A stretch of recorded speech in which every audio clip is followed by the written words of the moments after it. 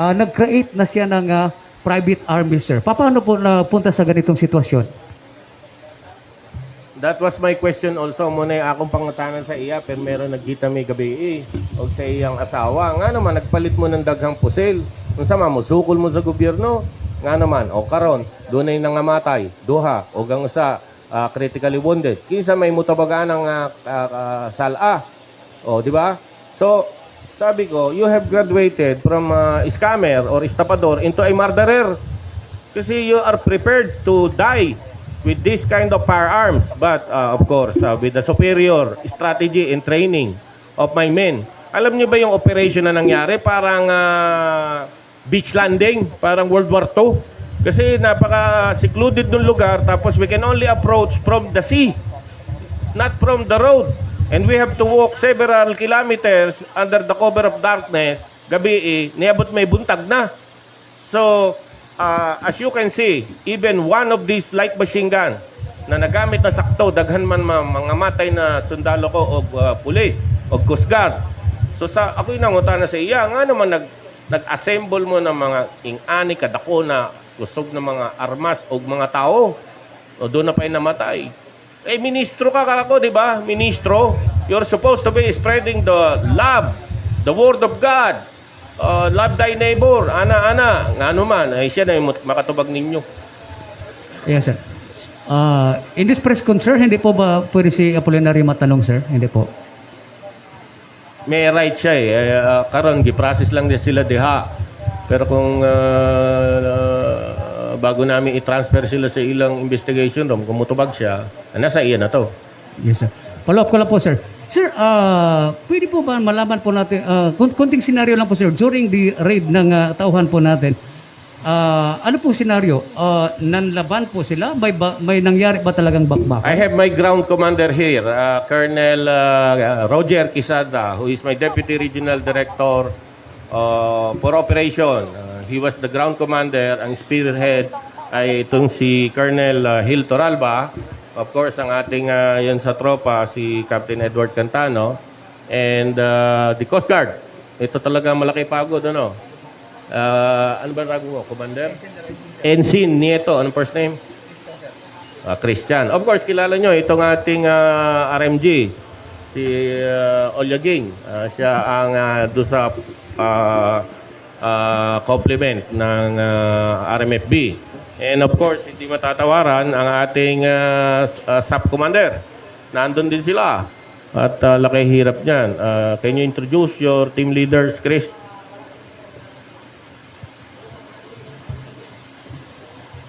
Sir, I'm Police Lieutenant Colonel Christopher Mendoza, the Battalion Commander of the 1st Special Action Battalion of the PNP Special Action Force. With me during the operation is my Deputy, Police Major Ernesto Atiga Jr., my company commander of the 11 Special Action Company, Police Captain Jomar Kilang, my company commander of the 14th Special Action Company, Police Major Tan Bulaglag,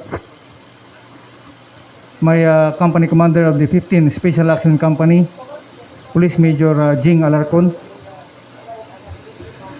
and my two lieutenants, Lieutenant Obiena and Lieutenant Isip.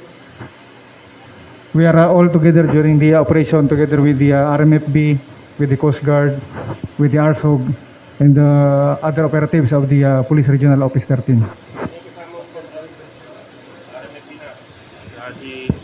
Of course, ang ating command group sa support, ang head natin dyan, ang ating DRDA, Police Brigadier General Jimmy Macaraeg, ang dakilang abala, ang ating TCRS, Colonel Jerry Protasio. Now, I will give you on what is the operational condition during the implementation of the warrant of arrest and the search warrant. Andito ang ating DRDO, Colonel Roger Quisada.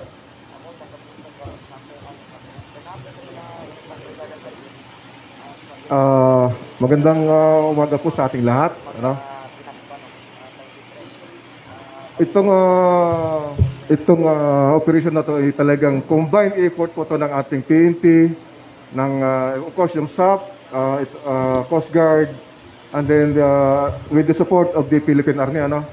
So, yung lugar talagang napaka-secluded, malayo. So, we have to use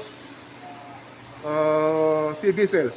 Transport po yung sa trooper natin from Bishlig going to Lingig. Travel time about more or less 4 hours. So, during that, the whole night, nagtatravel yung tropa. Then, the approach na by Beachland and the other group of Colonel Olaging, in-approach namin dito sa harapan, sa main gate.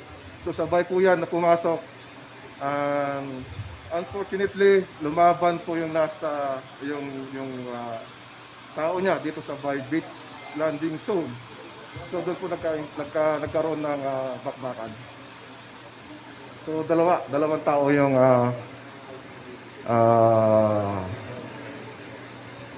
yes, sir. Anymore? Thank you so much, sir. Of course, sila. Hindi naman magpapaputok yung tropa natin kung wala silang walang putok na nagagaling sa kalaban. Next question, Joy Di Kamutan. Magandang araw po sa lahat ng mga ating mga nagigiting na mga PNP. Sir, sa ginagawa niyong initial investigation, paano nila napupuslit itong mga sangkatutak na baril at saan nila na ito nabili? That is the subject of our investigation. As you can see, in the first place, it was only an information. So we have verified and by several sources from within and without that there exists a group of people roaming around and believed to be Kapa members. That was the only report, Kapa members. So it went to the process of validation. So after that, we have executed. Talagang it's a long procedure of surveillance and the processing of information. We have to recruit our assets and of course ang tulong ng ating NICA on the IT side of the signal intelligence, hindi matatawaran. So it resulted and of course the planning and the execution, talagang maingat na pinagplanuhan to dahil kaya nga walang casualty dun sa atin at minimal din ang casualty sa kanila kasi madali ding silang na-subdue. Otherwise nga, sabi ko sa inyo, kung nakaputok ng todo itong lahat-lahat ng firearms na to, maraming mamamatay. So that is the testament to the level of professionalism ng ating mga tropa dito sa Caraga. Not only the PNP, but to include our brothers in the Coast Guard and in the Armed Forces. Kaya meron tayong na-accomplish na ganitong kalaki. Sana po malaman namin sa takbo ng investigation nyo dahil para yung taong bayan hindi magduda. Baka kako mayroong involved dito nasa government site na nagbenta ng baril. Yes, that would be part definitely of our investigation. So far, the main part here is the implementation of warrant of arrest and the implementation of the search warrant leading to a positive result. That is our primary investigation. But I have, as the chief have instructed, I'm already creating a special investigation task group to be led by the DRDO as the special task group commander. So we will invite the CIDG, the crime lab, the intelligence community to get to the bottoms of things and to provide assistance to other complainants who may have right to claim their money on how to go about it. I'm designating again Police Colonel Roger Quezada as the Special Investigation Task Group Apolnaryo, Kapa, so that all complaints pertaining to the activity of the said group, both the international and the one that was created here in Bislig and General Santos City, and will be addressed.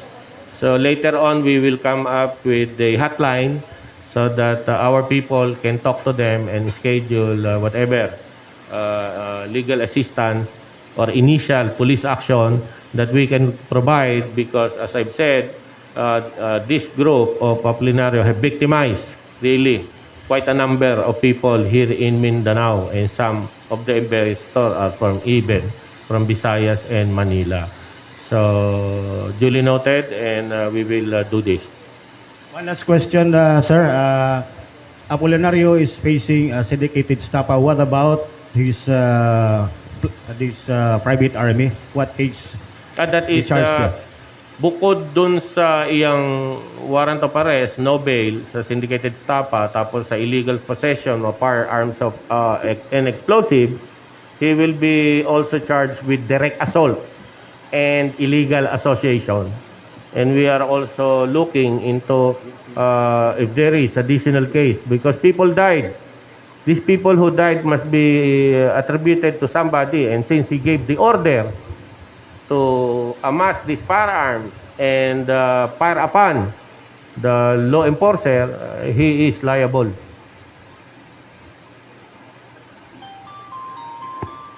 Thank you, sir. Next is from Love Radio, Martin D. Bernard Panisalis. Yes, sir, from Let's TV and Love Radio. My question is, there are some informations nga nakuha namin sa online that wala raw nangyaring bakbakan at may negotiation daw. At sabi pa niya na hindi totoo na inaristo but sumurrender daw. So, can you clarify on this mga lumalabas na ganitong classic information? Sino ba yung source mo? Pwede ko bang kunan ng statement yan? Yeah, yung mga ano lang, I don't know kung mga supporters sila. Siyempre, as a reporter, you're responsible. Yes, sir. Before you put up any issue, you have checked Yes, sir. your resources. Meron ho kami, sir. Sino? Kukuha na ko ng statement. If that allegation is true, we will investigate it. But as I've said, the moment na nakita yung tropa natin, we were fired upon. And, but they surrender later on. Talaga naman yung iba, nakakita lang ng picture sabihin surrender na Yeah, tama. So if there is a truth to what he is alleging, come forward and stand by your word. I will investigate. Sign for it. That's the problem with fake news. Okay, So sir. wag tayong basta-basta naniniwala Doon sa na kanila. may sinabing ganon. Wala naman sa area, nakakita ng isa-dalawang picture, na-conclude niya na hindi lumaban. Was he there? Okay. If that person were there, he is a reliable. Ito na mismo, sila natanungin mo dyan Sila mismo bakit ka naman lumaban? Talagang lalaban ako. So, yan ang sinasabi natin. Let us be responsible of entertaining fake news. That is a fake news. Sir, Lumaban Nakita mo ba yung power na yan? Pagka ba humawak ka niyan, ang ibig sabihin niyan, hindi ka lalaban? This is the mere possession of these firearms. Is your arm to the teeth, and wala nang makakapagsabi na hindi lalaban ito. Di sana toothpick ang hawak nila, hindi lumaban. So, I suggest people to be responsible. May nakita lang kayong picture, isa-dalawang picture dyan kung ano na ang pinagsasabi nyo. Nakita nyo itong firearms na to, alam nga naman nilaglag ng pulis to.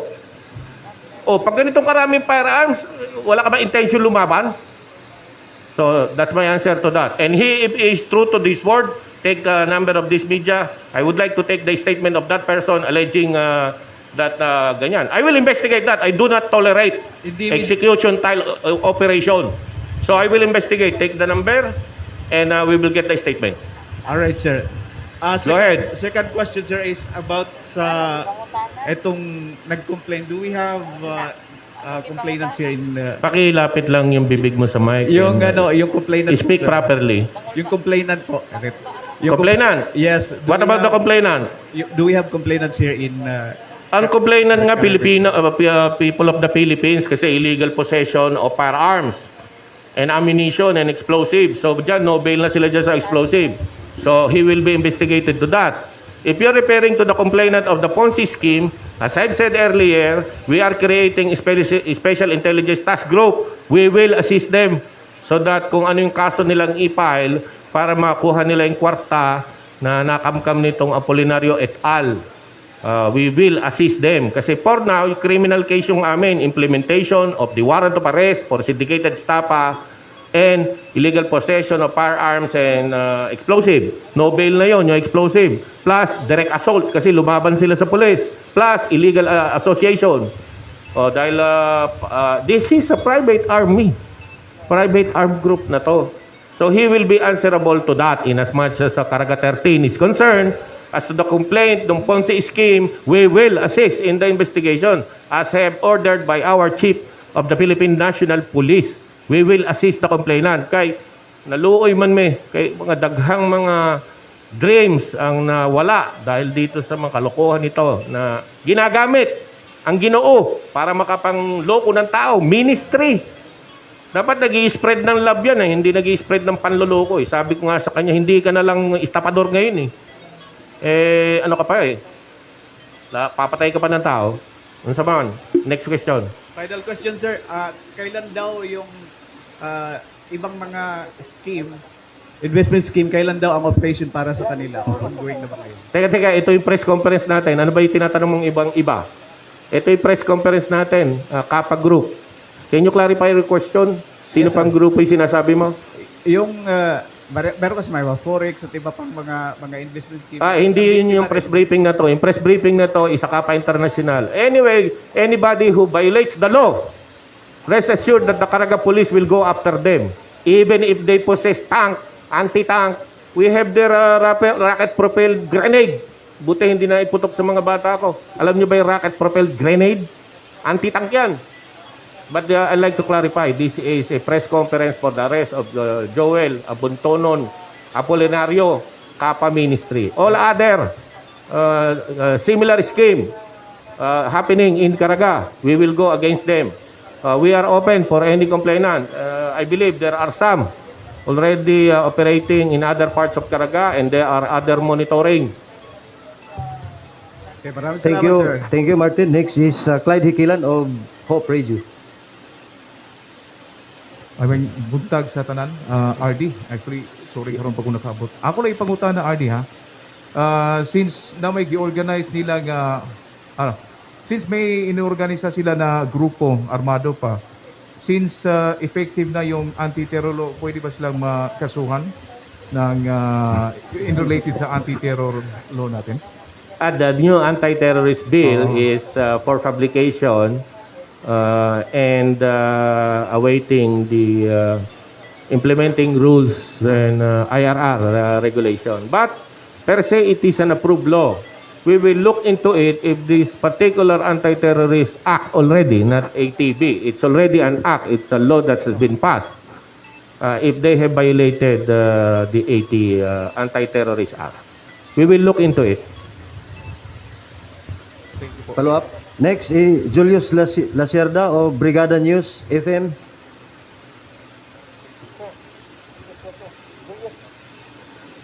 Julius?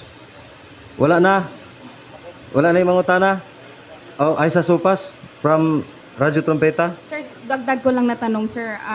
Yung sinasabi ni PNP Chief kanina na $900,000 or 50 billion, ano po yun, sir? Pera po ba yun ng Kapa? At nasaan na po ngayon yun, sir? At ano pong disposition ni Apolnaryo right after this, sir? These are fact already in situational, called from previous events. Anyway, we will be distributing press release. These details are on that press release. So that happened long time ago and it was established fact na parang na-check siya doon. Ito yung pera niya. These are backgrounder situational. However, we will be giving a press release copy to the media. Okay, lastly, sir. Posible ba, sir, na from terrorist group ang mga armas or the Anti-Terrorism Council will be declared them as terrorist group, sir, since they are possessing this kind of high-powered firearms, sir? Yeah, that's why I said we will look into it kasi this Anti-Terrorist Act is relatively new, kaya nga meron dyan tinatawag na designation, ide-designate ka na, tapos under surveillance ka. Pag na-prove na you are conducting terroristic act, then you'll be arrested for 14 days, extendable to 10 days. But we will check if they have violated the Anti-Terrorist Act. But at this juncture, I'd like to just to remind that the chief has promised to give awards And I'd like you to give my DRDA, who is in charge of the SPAD B, ano ba gagawin natin yan para mabigyan ng appropriate award. Thank you. Julius Lacerda of Brigada News. Okay. Excuse me, Julius. DRDA, sir. Good morning sa lahat. For the benefit of ng lahat, ang proseso, we will include kung posible yung special promotion for those who are involved, and yun ang pinakamataas na pwede nating ibigay, and i-recommend natin kagad sa Chief Philippine National Police as instructed. So starting tomorrow ay i-account na namin kung sino yung mga involved na ating mga kapulisan. So as the chairman of the special promotions board ng PRO 13 ay magkukonvene kami kagad para maibigay yung kaukulang award at saka promotion sa lahat ng mga involved. Thank you. Going back to your question, ano yung last question? Yes, sir. Meron pa? Julius of Brigada News. Yes sir, magandang umaga. Sir, sa ngayon, ano pong disposisyon ni Pastor Joel, kasi nalaman natin na yung warrant of arrest niya galing sa Cagayan de Oro, at saka magkasama sir, anong disposisyon ngayon? Arestado nga siya, yung inisyong warrant of arrest para syndicated stapa. Bakit? Pero meron siyang bagong kaso. Ito, illegal possession of firearms and explosive by virtue of the search warrant. So, aasuntuin siya ron, and the appropriate time, we will return the warrant also to the issuing judge of Cagayan de Oro. So, sino ang judge yan? By 11th Judicial Region Branch. Yun sa warrant, search warrant. Anyway, we will return the warrant of arrest. No bail naman siya doon. Dito sa implementation of search warrant, no bail din siya rito because of the explosive. Sir, as a procedure, napailalim na ba sila sa rapid test? Ha? Napasa ilalim na ba to sa rapid test itong mga nahuli? O, i-check din natin yan. Kaya nga ini-implementa natin yung social distancing. Hindi lang yun. Para pin-test ko pa rin yan para malaman kung sino talaga sa kanila yung nagpaputok. Thank O you. yung kumukulong wax yung kamay mo para malaman kung kung nagpaputok ka ng baray. Yes, Raymond Octobre, UNPB. Sir, may iba pa po bang mansion or hideout or rest house itong si Apolnaryo, sir, na tinitignan po natin at baka may mga armas pa po doon, sir, na mga nakatago pa? Ano daw?